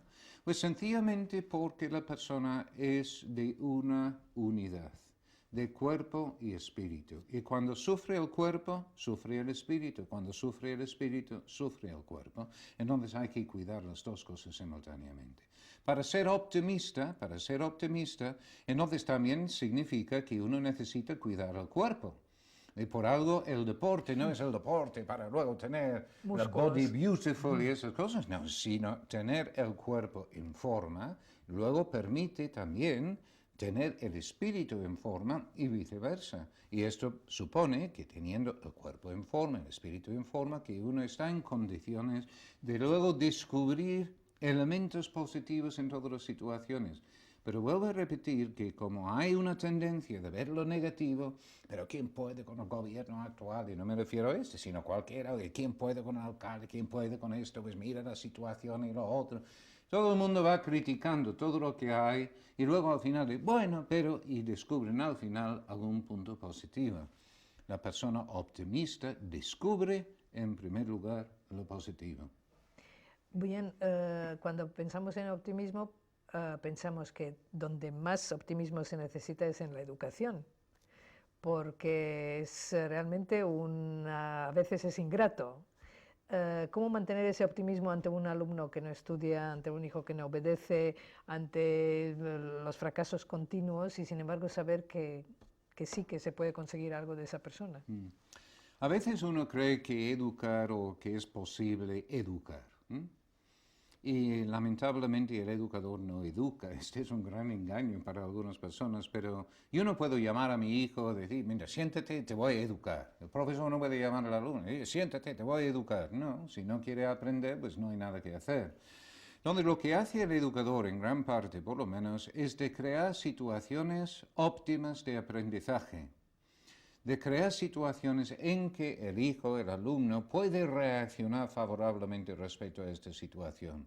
Cuando uno dice, en estos momentos yo únicamente me fijo en las cosas negativas de mi hijo, porque en total desobedece esto y el otro. Entonces, voy a crear otro tipo de situación donde puede reaccionar favorablemente. Creo una situación, reacciona mal. Creo otra situación, reacciona mal, pero si sigo ofreciendo situaciones, lo más frecuente es que el hijo en alguno de ellos reacciona favorablemente y luego hace algo positivo. La verdad es que todos los hijos tienen algo positivo a ofrecer. Todas las personas humanas tenemos algo positivo para ofrecer. A veces sí que es difícil encontrarlo, pero en la mayoría de los casos es más la actitud de los educadores que tienen este tipo de ceguera respecto a lo que hay de positivo y cómo se han fijado tanto en lo negativo, incluso este hijo termina pensando que es malo, que no vale para nada, precisamente porque los padres no dejan de decírselo. Sí, porque ocurre a veces que en las familias se dice, este hijo es listo, este es torpe, y se basa muchas veces en informes del colegio y ni siquiera se preocupan los padres para averiguar si eso es así o no, porque puede haber razones que hagan parecer a esa persona así, ¿no? Puede ser nada más que en el tema de los estudios o por no dar importancia a otras cosas en que el hijo sí que supera a ese hermano con quien se está comparando. En primer lugar, es malo comparar los hermanos entre sí. Hay unos datos que vienen del colegio respecto al grado en que ha alcanzado unos determinados objetivos de tipo académico y uno triunfa y otro fracasa en estos. Pero ¿qué pasa con todas las otras cosas importantes en la vida? ¿Quién es más generoso? ¿Quién cuida más de sus hermanos? ¿Quién se preocupa? Pues hay que fijarse en los otros tipos de objetivos educativos. Y seguro, pero seguro que uno va a encontrar que cada uno de estos hijos tiene alguna cualidad positiva que posiblemente de momento está escondido, está dormido porque nadie se ha fijado en ello. Antes mencionó usted la humildad. ¿El optimista suele ser un hombre humilde? ¿Una persona humilde? Es realista y como la persona humilde, como decía, reconoce su grandeza como hijo de Dios, pues ahí está la confianza en que efectivamente puede y debe aspirar a todo lo que puede. Y en cambio también es la persona que reconoce que es limitado, que es limitado como ser humano con sus características y cualidades propias y siendo realista consigo mismo, reconoce todas las deficiencias que tiene. Algunas de las deficiencias que uno tiene, lo mejor es reconocerlos y sencillamente aceptarlos como tales. Estas son las deficiencias que no me están perjudicando en mi proceso de mejora en las cuestiones más esenciales de mi vida. Pero en cambio, si hay otras cosas que me están perjudicando en este proceso de mejora, esto sí que es importante. Quizás se ve más si uno lo piensa respecto a otras personas. Si uno se fija en el cónyuge, por ejemplo. Entonces hay personas que se ponen muy nerviosas porque el cónyuge es desordenado. Y entonces esto no le permite descubrir los factores positivos que esta persona puede tener, porque siempre está fijándose en el desorden de esta persona. Según el tipo de orden a que nos estamos refiriendo, puede ser que no sea especialmente importante. Pero en cambio, si a esta persona le está faltando un elemento de pudor en unas relaciones con personas de otro sexo, en una fiesta, y además este es su modo habitual de comportarse, esto es una cosa importante, le está perjudicando en su proceso de mejora como persona y habrá que decírsela. No les digo que respecto a uno mismo, también hay que descubrir aquellas cosas que lo mejor es sencillamente aceptarlo. Decir, pues no es para tanto, no puedo luchar en todo simultáneamente. ¿Cuáles son los aspectos prioritarios en mi vida en que debo de intentar mejorar? Y así voy ganando en confianza porque noto que algunas de las deficiencias que tenía los estoy combatiendo. Aunque fracaso de vez en cuando, vuelvo a comenzar otra vez. Y en cambio hay otras cosas positivas que tengo que me cuesta menos esfuerzo y las estoy aprovechando más y más. Bueno, usted es muy amigo de Santo Tomás y yo soy muy amiga de San Agustín, que también ha dicho muchas cosas. Y una de las cosas que dice es que normalmente nos fijamos en los defectos de las otras personas que son realmente los defectos que tenemos nosotros mismos. Un optimista es el que se da cuenta de las cosas que él puede mejorar a favor de otros. O sea, tiene En las dos esa... cosas, en lo que él puede hacer para con los demás y también lo que tienen las otras personas para ofrecer. Un ejercicio divertido es de preguntar a personas reunidas cuál es su virtud favorita. Y mi experiencia es que no es el resultado de un estudio científico, mi experiencia, porque lo he probado alguna vez, ¿no? Es que esas personas suelen destacar o una virtud que ellos tienen muy desarrollada en su vida o alguna virtud que echan de menos en su cónyuge. Entonces, es esto de que, pues mire, yo me fijo en que, pues porque yo soy muy, pues lo que sea, generoso, pues mire, esto es lo que me cae mejor. O porque mi cónyuge no me comprende, pues lo que más importante pues, es la comprensión. Pues es eso, el optimismo significa que uno descubre las propias posibilidades, pero también las posibilidades de los demás. Se trata de ayudar a los demás a mejorar también, es uno de los deberes de la persona humana. O sea que estamos con el optimismo y la humildad mezclando. ¿El humilde también se da cuenta de los valores que tiene? Sí, O sea, porque si el humilde es precisamente la persona que reconoce su situación real, entonces es una persona que reconocerá precisamente las cosas que tienen de positiva capacidades y cualidades que luego sirven para tirar por delante, pero a su vez reconoce sus limitaciones. Y lo que va en contra de la humildad, vicios en contra, pues es la soberbia. sí. Donde la soberbia es la persona que busca su propia excelencia por encima de lo que realmente tiene. Entonces uno tiene que reconocer excelencia, no, porque nunca lo habrá, pero las capacidades y cualidades que uno puede aprovechar, uno tiene que reconocerlas. Si uno no los reconoce, ¿cómo los voy a aprovechar? Y eso tenemos que hacer con los hijos, o sea, hacerles ver Efectivamente. para lo que sirven y para lo que no. Pues todo eso también está Eso muy es muy relacionado. difícil. No, no es tan difícil, ¿no? No es tan difícil si uno realmente está dispuesto a dejar a los hijos ser como ellos son, en un sentido, ¿no? Hay una tendencia a veces de tener una imagen de un hijo perfecto y entonces intentar encauzar a todos los hijos hacia ese modelo. Esto no es optimismo, esto ni siquiera es educativo de ninguna manera. Que lo que pretendemos es tener unos valores que sí que creemos que son comunes para todos los miembros de la familia y luego dejar a cada uno de los hijos ir desarrollándose con su estilo personal, en relación con estos valores. Entonces, la riqueza de la persona es lo que está saliendo. Si yo me fijo la atención en que un hijo bueno es un hijo que saca buenas notas, que va a la cama cuando lo mando, que hace esto, que hace esto, y este es mi modelo, entonces indudablemente voy a terminar diciendo, esto es muy difícil. Porque mira cómo los hijos luego no cumplen. No, porque usted tiene un modelo de hijo perfecto que no coincide con la realidad de las posibilidades de sus hijos. Pero en cambio, si uno va conociéndoles más y mejor, que este cuide de su hermano pequeño muchísimo. Esta es la persona que luego interviene para, en el caso de un disgusto con otro hermano, la persona que intenta pacificar. Y este es uno que, entonces uno va descubriendo una cantidad de cualidades que estaban escondidas, pero no estaban en mi relación de puntos del hijo perfecto. Si uno se fija en las posibilidades de cada uno de los hijos, no es tan difícil ser optimista. Pero hay otra cosa que lo ayuda también, lo de, vamos a llamarlo ahora, una actitud optimista.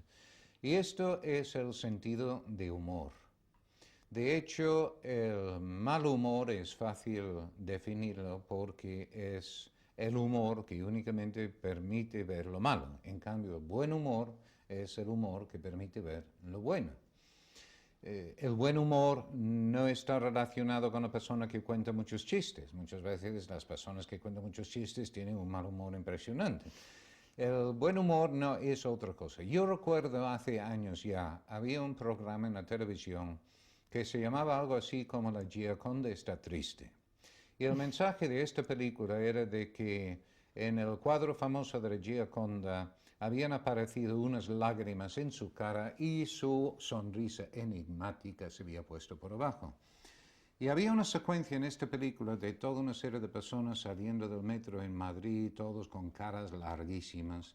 Y yo leí en un artículo de que esto lo habían filmado no con actores, sino con personas normales y corrientes saliendo del metro en Madrid, todos con caras larguísimas. Y el autor de este artículo decía, pues tendría que admitir que efectivamente estamos viviendo en una sociedad pesimista. La verdad es que yo no estoy muy de acuerdo con él, porque yo creo que cualquier persona capaz de salir del metro de Madrid con una sonrisa en la cara debe de ser medio tonto, ¿no? Pero lo curioso es que esta persona se encuentra con un conocido a 2 pasos y le sonríe. Y con esta sonrisa le está comunicando, estoy contento de verte. O en palabras de Joseph Pieper, le está diciendo, te quiero, que para Joseph Pieper es decir, qué bueno que existes. Con una sonrisa, esto es lo que uno comunica, qué bueno que existes. Entonces el optimismo se vive también en unas cuestiones tan pequeñas como sonreír a los hijos. La sonrisa le comunica que uno le quiere, que uno le tiene cariño. No basta querer, no basta confiar, hace falta también manifestar este cariño, manifestar también la confianza. Puede ser con palabras. Las mujeres suelen comunicar estos tipos de actitudes más con palabras. ¿Cuánto te quiero, hijo mío? Los hombres, a muchos hombres les cuestan más, pero en cambio también hay una comunicación no verbal. Es de poner la mano en el hombro del chico, de hacer así con el pelo. Y está mostrando mediante pequeños gestos ademanes que efectivamente confía o quiere. Pero el hijo, para ser optimista, tiene que sentirse apoyado por sus padres, que le quieren, que confían en él, y para esto hay que asegurarse que uno lo está comunicando. Y luego esa persona también lo hará con otros. Aprenderá ese lenguaje de gestos o de... Ojalá fuera tan directo, ¿no? Pero desde luego en algún grado sí. Yo creo que cada persona puede pensar en la cantidad de cosas que hace, que es pura imitación de lo que hacían sus padres con él. Pero muchísimas cosas, en pequeñas cosas también, de cómo sujetar el tenedor puede ser, ¿no? Cosas que uno ha visto y terminan haciendo las cosas lo mismo, efectivamente, sin más. Sin embargo, sobre la base de lo que uno ha recibido en la educación, normalmente también hay un proceso reflexivo, y como uno va creciendo, entonces uno va descubriendo cosas que refuerzan la propia acción y luego otras cosas que uno dice, pues, no comprendo por qué mis padres hicieron esto, yo lo voy a hacer de otra manera, que es perfectamente sano también, pero ayudan a este proceso de reflexión. Aquí hay una cosa curiosa que también es muy bonito de pensar en las personas, como van creciendo, que cuando son pequeños tienen unos proyectos futuros muy cortitos para el próximo minuto y luego tienen unos recuerdos muy cortitos también los últimos 20 segundos. Pero luego van creciendo y el adolescente tiene muchos proyectos, grandes cosas que quiere hacer, pero en cambio los recuerdos son muy poco importantes para el adolescente, por eso es difícil convivir con un adolescente porque no aprende de nuestra experiencia y ni siquiera de su propia experiencia. Luego vamos creciendo en torno a los 30 años por ahí es donde muchas personas vuelven a descubrir a sus padres, donde entró esta pregunta, vuelven a descubrir a sus padres, empiezan a comprender, ahora entiendo por qué mis padres, y ahora me doy cuenta de que estoy haciendo las cosas como mis padres me habían enseñado.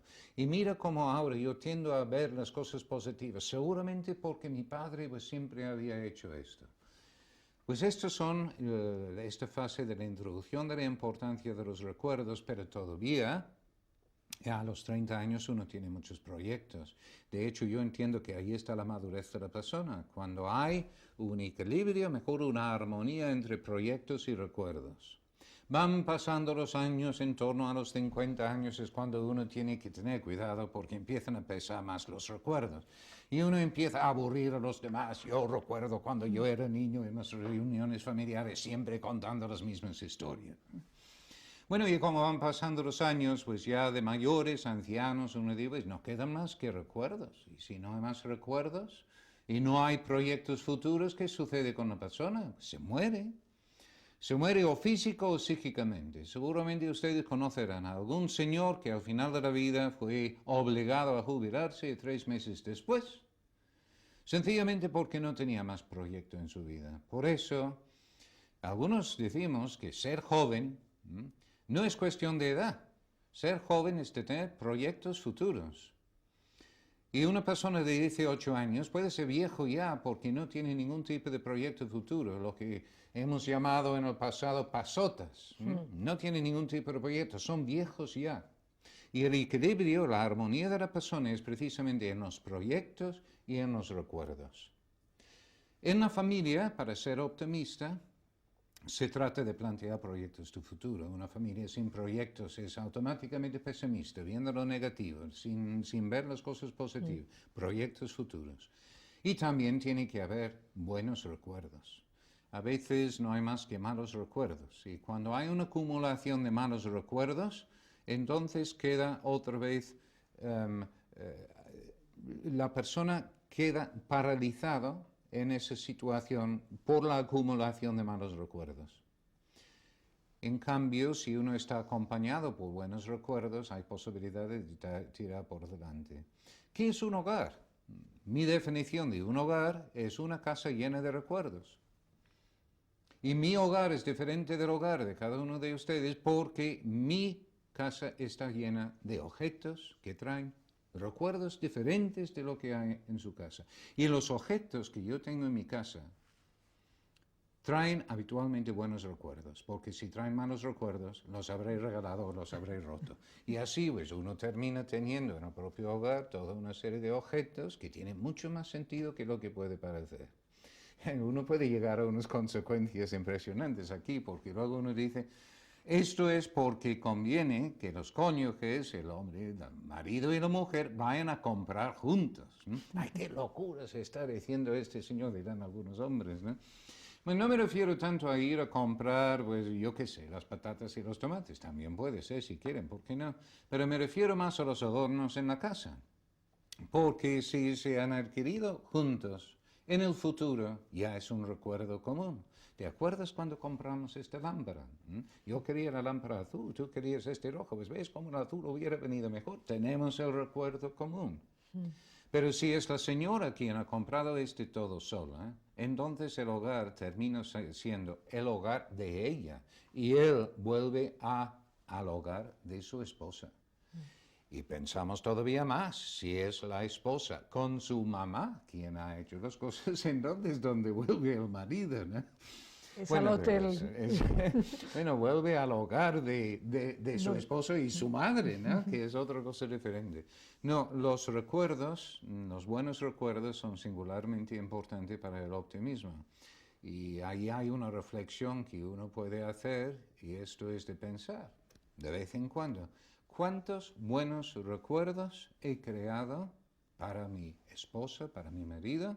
¿Cuántos buenos recuerdos he creado para mis hijos en el último mes? Porque esto también es parte de la preparación, de la disposición para ser optimista.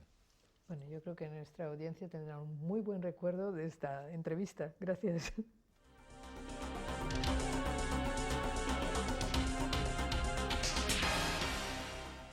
Bueno, estamos llegando al final de esta colección sobre virtudes en su libro, que recomiendo a quien lo quiera comprar. Hay más virtudes de las que hemos comentado aquí, pero hoy vamos a hablar de la fortaleza. Fortaleza, audacia. Yo he visto que en estos dos capítulos usted menciona muchas veces a Dios. ¿Por qué? Pues habría que mencionar a Dios en todas las virtudes, ya que se puede desarrollar cualquiera de las virtudes de acuerdo con la amplitud y la intensidad con lo que se vive, y también de acuerdo con la rectitud de los motivos al vivirla. Entonces hay muchos motivos para vivir las virtudes. Un motivo muy bajo pues, sería por miedo. Luego puede ser por un sentido de deber, sin más, un sentido casi kantiano del deber, el deber por el deber.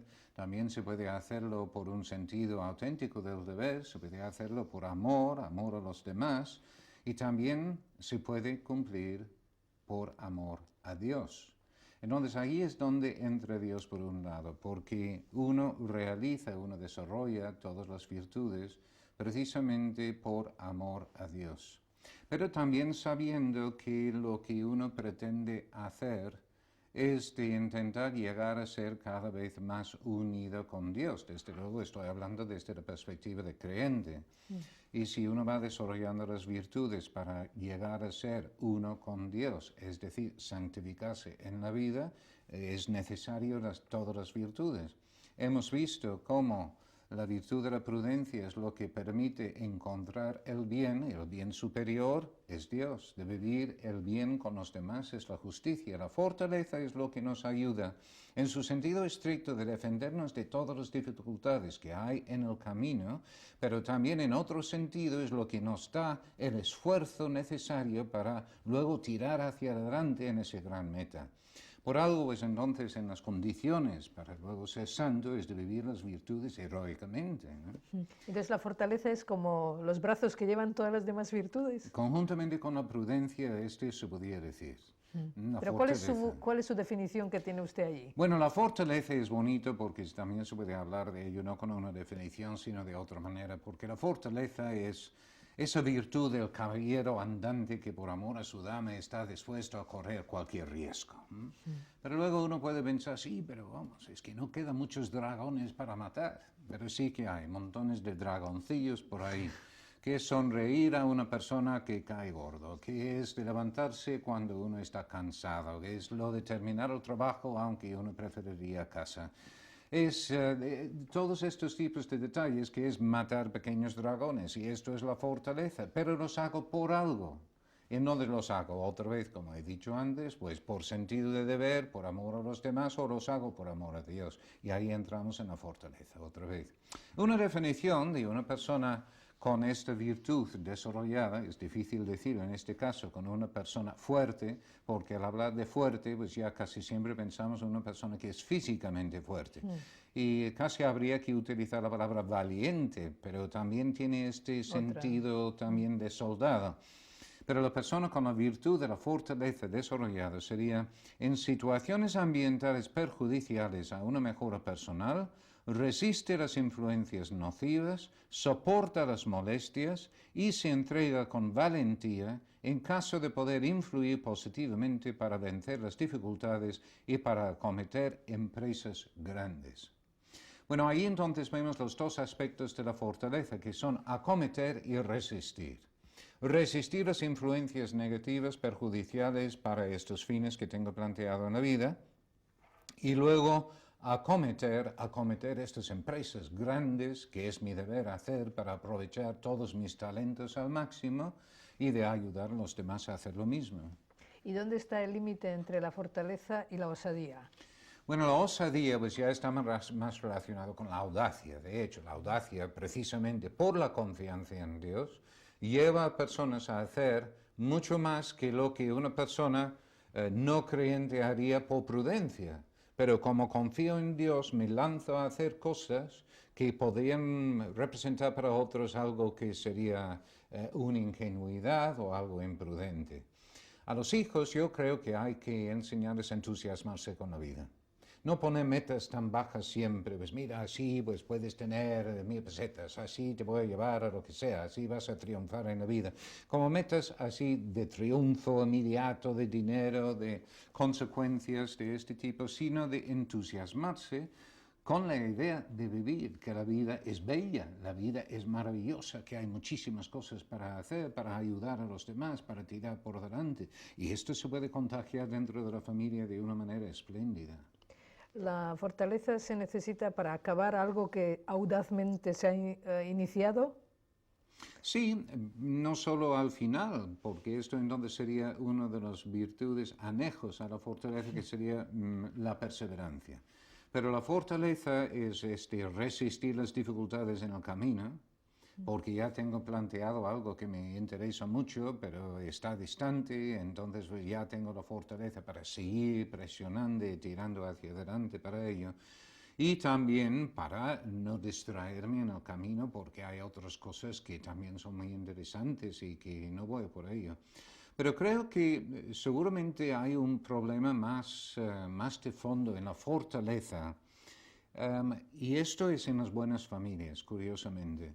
En las buenas familias a veces se plantea un valor diferente del bien como el fin final de lo que se plantea. Por ejemplo. Vamos, lo que yo he planteado en otro momento es la felicidad como fin de la vida y la felicidad como el resultado de la contemplación del bien. Entonces lo que uno necesita hacer es organizar todo, girar todo buscando el bien. Si yo busco el bien, como el bien es un bien arduo que cuesta un esfuerzo, entonces voy a tener determinados tipos de enfrentamientos, dificultades dentro del ambiente de la familia, porque si no fuera arduo, entonces todo iría, no haría falta exigir, no habría enfrentamientos, nada. Entonces el problema es que en buenas familias sustituyen el bien por otro valor que es la paz. Pero no la paz en sentido correcto, sino la paz entendido como ausencia de guerra. Con tal de que mi familia, nadie se enfada con nadie, que no hay ningún tipo de planteamiento difícil y que pues entonces tengo una familia maravillosa. Y yo digo, si eso es así, lo más probable es que esa familia es bastante mediocre. Porque cuando se busca el bien, como cuesta un esfuerzo, pues claro que los niños en algún momento van a resistir, o el cónyuge mismo que no va a querer tirar por delante. Y si uno va a exigir con comprensión, indudablemente, pues entonces se va a producir estos tipos de tensiones dentro de la familia que sencillamente significan que se está buscando el bien. Y es necesario, pero es un auténtico problema lo de la paz, entendido como ausencia de guerra. La paz, entendida correctamente para mí, es cuando cada persona está en paz consigo mismo porque sabe que está luchando para hacer las cosas lo mejor que puede. Y así, estando en paz consigo mismo y varias personas haciendo lo mismo, al final uno dice, pues esta familia es una persona en paz. Pero no es ausencia de guerra, esto es otra cosa.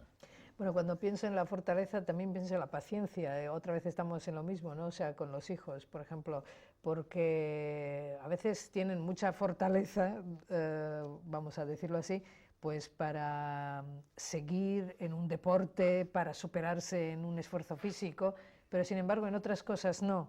Entonces, ¿cómo podemos desarrollar esa fortaleza en las cosas que parecen que no tienen un premio inmediato, sino que son a largo plazo?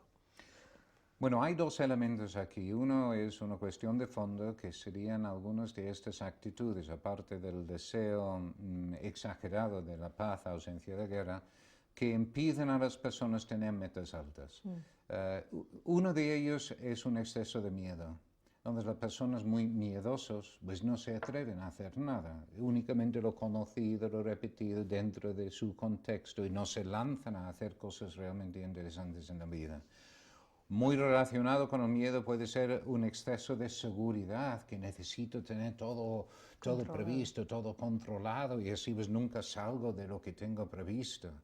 Entonces también hay este exceso de seguridad y otra cosa es la pereza. La pereza que pues mira, es que qué esfuerzo, pues mira, es que es mucho más cómodo, ¿no? La comodidad, que también pues no permite a las personas luego desarrollar la fortaleza. Si tenemos que combatir el miedo, combatir un exceso de seguridad, combatir la comodidad, con estas acciones, con el niño pequeño, con la fortaleza, por un lado será de ayudarle a desarrollar la fortaleza en alcanzar unas determinadas metas que es posible alcanzar.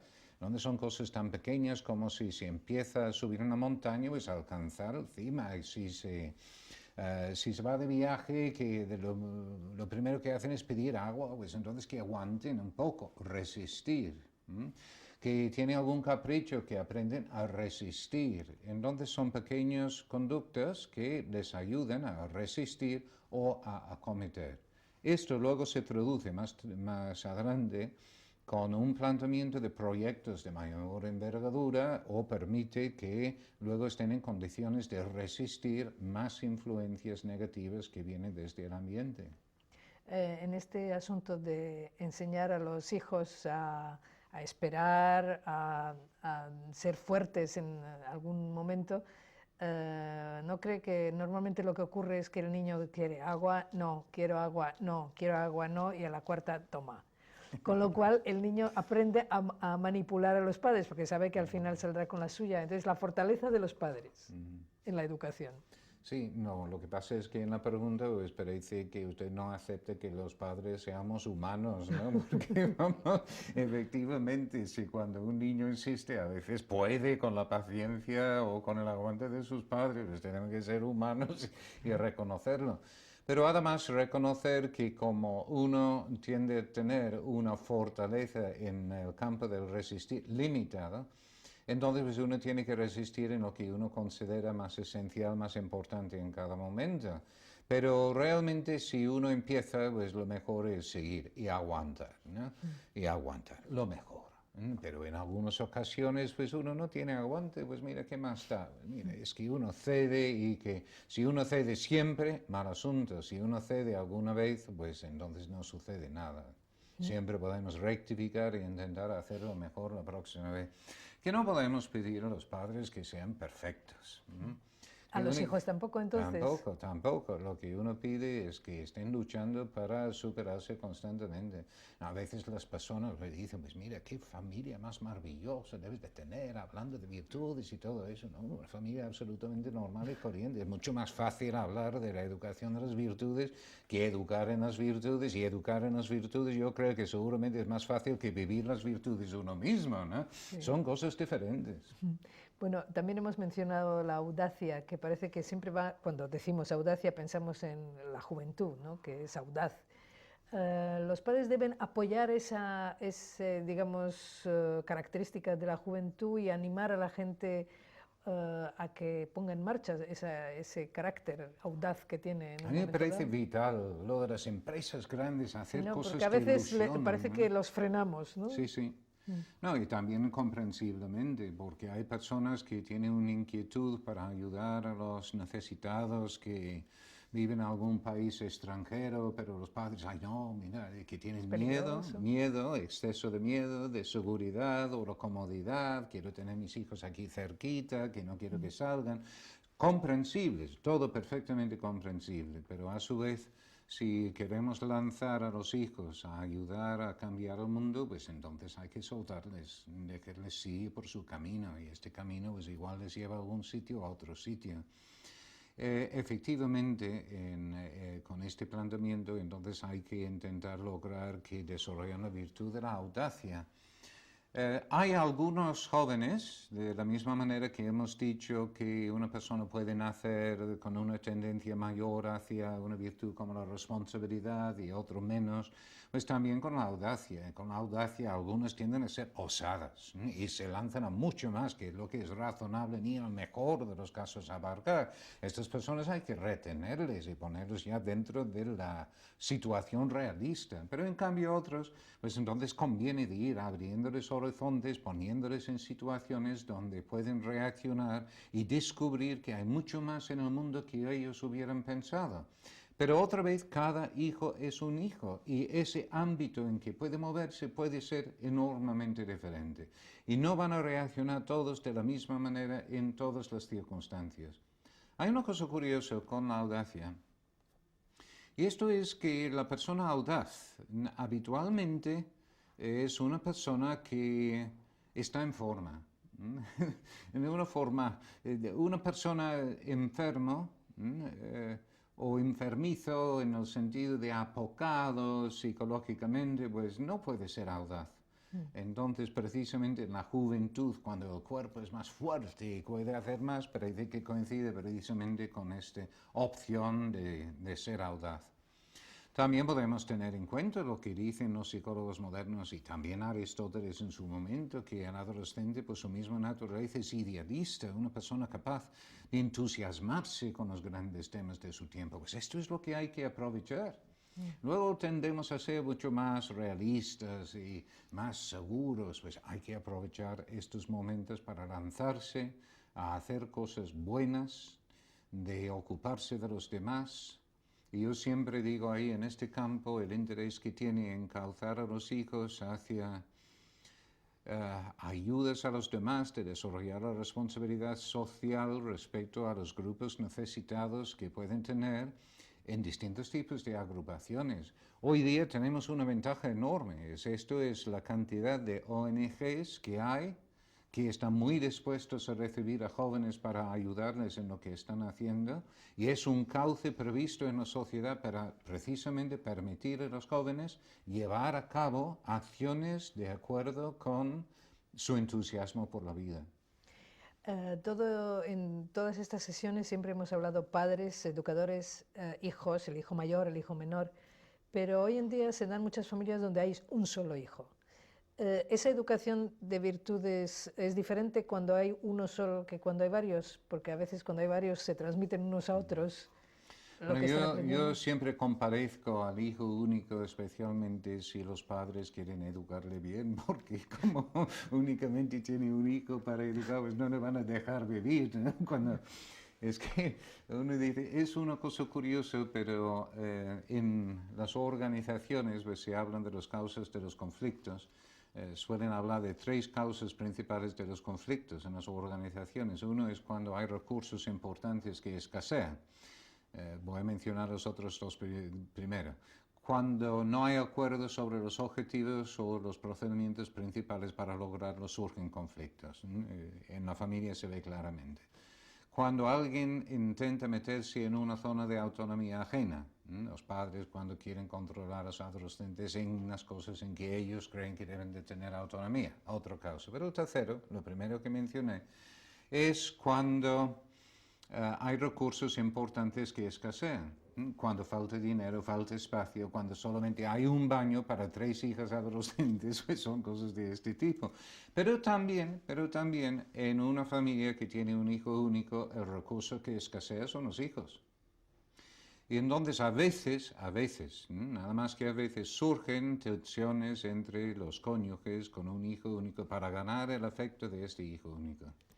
Pero lo pensamos al revés, ¿qué pasa en una familia numerosa? Entonces el recurso que escasea son los padres, porque solo hay 2 padres, padre y madre, para estos 8 hijos, y hay luchas entre ellos para ganar el afecto de los padres.